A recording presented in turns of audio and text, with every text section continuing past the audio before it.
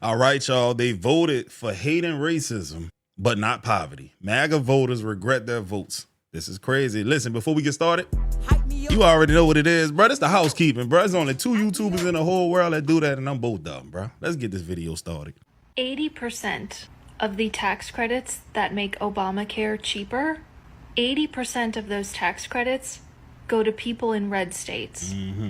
57% of people who use the ACA marketplace to get healthcare, they are in Republican congressionally controlled districts.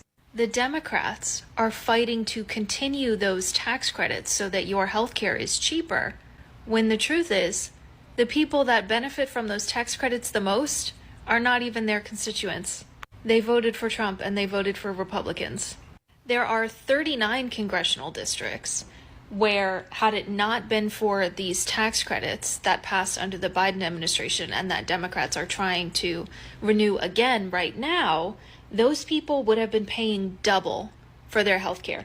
And guess who those people voted for? Trump. Most of those districts are in Texas, Florida, and Georgia. So again, the tax credits that the Democrats are fighting to extend right now were originally passed 4 years ago under the Biden administration. And most people that have been benefiting from those voted for Trump. Like, Biden and the Democrats cut the cost of your healthcare in half, people. And they still voted for Trump. And now the Republicans are going to get rid of your healthcare subsidies, and you're going to be paying on average 115% more. Let me explain to you. You know what's interesting about this? They always talking about like Democratic ran states and cities are being ran down to the ground where you got all these black folks and this, that, and the third. But when you look at the bottom 10 states in America, right, with the exclusion of like Pennsylvania and another state, I forget, Michigan, they kind of like blue leaning. But the other 8, Mississippi, West Virginia, Alabama, Louisiana, all red states. Come on, man. Let's make it make sense, nah. Y'all be loving to go and vote MAGA and all that kind of stuff. But historically speaking, bro, don't nobody want to move to no red state or a red city in a red state. If anything, if they do move to a red state, they're moving to a blue city for the most part. Let's be real, bro.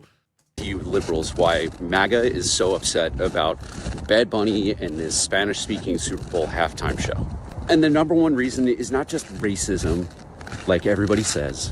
The real reason, and people never hear this, is that Puerto Rico and the Spanish language and Hispanic music and culture, they all make MAGA feel really insecure. And the reason for that insecurity is that it makes them feel stupid. Now, I can say this with confidence because I used to feel this way. I used to be like these people. I grew up conservative as a Republican. And I remember being, frankly, afraid. I wouldn't have said that in the time, but that's what it was. When people spoke Spanish around me and I didn't understand it, I started to think that they were talking about me, that they were doing something that, was nefarious. Now, is that rooted in racism? Yes, but it's rooted more than anything in ignorance and narcissism, where you think that everything is about you and has to be about you. MAGA, more than being a racist movement, which it is one that is anti-intellectual, that gives a permission structure to shun intellectual curiosity. It's a movement that says you already know everything you need to know and you are right. Yeah. Facts be damned. What MAGA fears more than anything else is humiliation, is feeling less than. That's why they try to project their superiority onto everyone else. It's the key characteristic of their lives.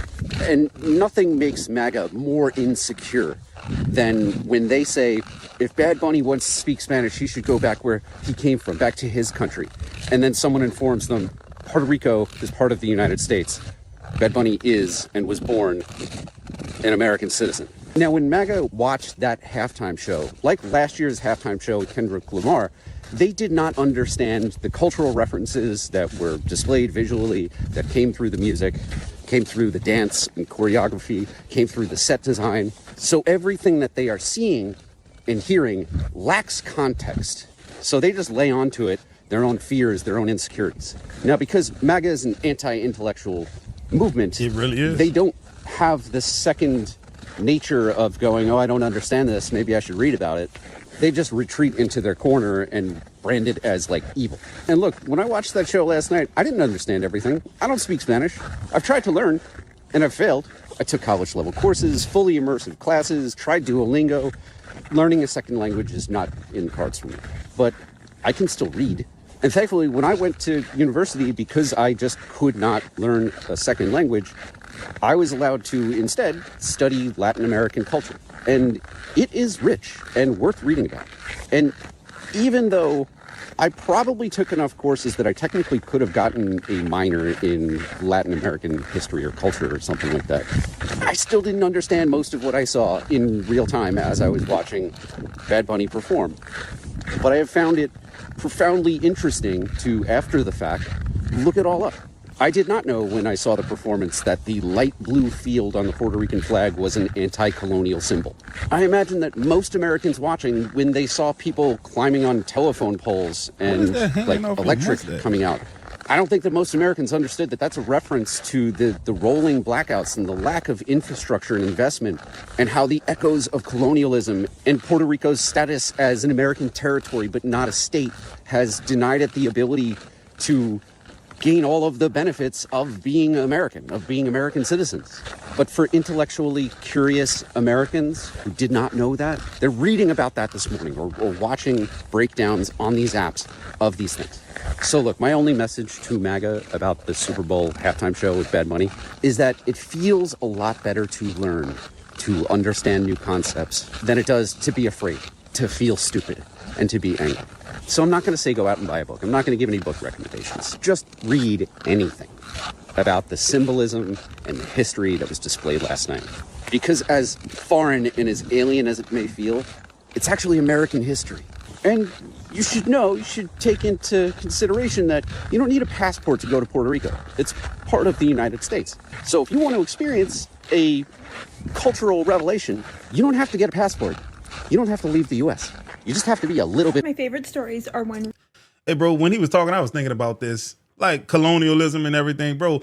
Wherever America went, dog, and they had a military occupation or they went there and extracted resources, they left the people poor. They left the people just all decimated and messed up and discombobulated. Like, bro, they ain't go nowhere and enrich nobody's lives like talking about it, bro. Especially if they were non-white countries, dog. Let's be real. They went into Africa. They went over there to Asia. They didn't leave the place better than how they found it. And that was something I was taught, man. Like, bro, if you go to somebody's house, bro, offer something. Leave the place better than what you found it in, bro. That's the type of principles I was brought up on. Them people ain't like that. Real talk. Anything that isn't like white culture or some shit, bro, it literally scares the crap out of them. Real talk about the speaking Spanish. I think they're trying to, they're conspiring against me, right? It's all rooted in hate and fear, right? Xenophobia is everything, dog. It's always based in fear and ignorance. I was watching a Jubilee episode one time, bro, and it was a MAGA person against your boy, I think he's Indian, but he's originally from the UK and now he's a citizen here. But the thing is this, he was stating facts and data from a source. And then later in the episode, someone else was stating facts from a source. They wanted him to accept their sources, but they wouldn't accept his source, even though it came from the same place. Let's just call it the Federal Bureau of Investigation. Let's call it that. When it was a point trying to be proven by him, they wouldn't accept it. But when they was trying to prove a point to him, they wanted him to accept it as gospel. And it came from the same source. They would say things like, yeah, I don't know if I trust that. I would have to go and read it because, sometimes these type of places smudge the data. And, the same place that you got yours from. Ignorance, bro. Like, these are some delusional people. Racism absolutely backfires in somebody's face, and I heard the best one today, and it's a true story. My father-in-law, older white gentleman from Massachusetts, but he has a beachfront property in the Bahamas. And apparently this is like a thing, because in his neighborhood, on his island, there's like a lot of older white guys who do the same thing. Think of like New Yorkers moving to Florida when they retire, but there's a whole community of people that go even further and go straight to the Bahamas. All right. So the story is about one of his neighbors, another older white guy living in the Bahamas, but still an American citizen. So this guy's in his 60s, maybe early 70s. He starts having chest pain, And of course, at that age, that can be very serious. So he calls emergency services to see where he can get from his tiny island to a hospital the fastest. Obviously, the closest hospital is in Nassau. But he asked them, like, is there any way I can get to Miami? Because his words, I don't want some witch doctor with my life in their hands. Ignorance. His words. So emergency services tells him, well, for that, you know, it's going to be quite a trip by boat. And like, this is an emergency. You should just go to Nassau. And he's like, no, I want to go to Miami. And they're like, okay, well, we can see if there's a life flight available, like a helicopter to take you to Miami, but it's not going to be cheap. And he has that, you know, that U.S. insurance that works abroad, but because this is an elective thing, like he's choosing to go to Miami instead of just going to Nassau, it's going to cost him a lot of money. And he's like, I don't care, you know, it's my life, like, take me to Miami. So the life flight comes, takes him to Miami. Takes much longer than if he had just gone to Nassau, but he gets there. He goes to the hospital, sees a specialist. They tell him it's blah, blah, blah, whatever, some kind of cardiac thing. The doctor in Miami goes, you know, I can help, but I'm not really a specialist in this, you know. Actually, one of the leading specialists in the world in your condition is at the hospital in Nassau. I'm going to call him for a consult, but you should try to get to Nassau if you can. By the way, your bill for the life flight, $75,000. Oh my God. Everything would have been free if he had stayed in the Bahamas. Ooh. And he would have had the top specialist, like, in the world. And that's why racists are... Another MAGA. Hey, bro. It pays to it costs you a lot to be racist, dog. Damn, a $75,000 trip boat ride to the States, only to be told that the best one is over there where you just came from. How stupid can you be, man? But this is what happens when you're racist and you think that if it ain't white, it ain't right, and if it's black, it's white, because Nassau is black. Let's get that on. I went to Nassau, Bahamas before. It's black. It's blackity black. Got a lot of black folks out there, boy. He couldn't even fathom that some of these people are educated. A lot of these people are educated in the top of their fields. He couldn't even fathom that, bro. That's how racist he is, man. And it cost him. It cost him dearly. At least it didn't cost you your life, though. MAGA supporter caught being racist towards a Somali couple and now loses their job. How much more proof do you need? Harry Sissom was one of the first one to bring us a story of a white woman who worked at a Cinnabon in Wisconsin who was caught on video hurling insults and racial slurs at a Somali couple. Now, instead of Harry letting it play out and let the facts come out, he insisted that that was a MAGA woman. But a simple search on her Facebook page would maybe tell a different story. I think you might have gotten this one wrong, so let's let this play out and see where it lands, because according to the photos on her own Facebook page, it shows Biden and Harris campaign signs in her front yard. What? It appears that this quote-unquote MAGA supporter might actually be a Biden and Harris supporter. But again, we don't need to let it play out. We just need likes, clicks, and narratives. That's what you go for, right, Harry? Hey, man, you don't know what's what no more, bro. You don't know up from down or anything like that no more, man. That's crazy right there, bro. It is what it is, though, man. Listen, bro, I hope y'all enjoyed this video. I'm going to get at y'all on the next one. And don't forget to... Hype me up. Mm-hmm. Hype me up. I need that. Hype me up.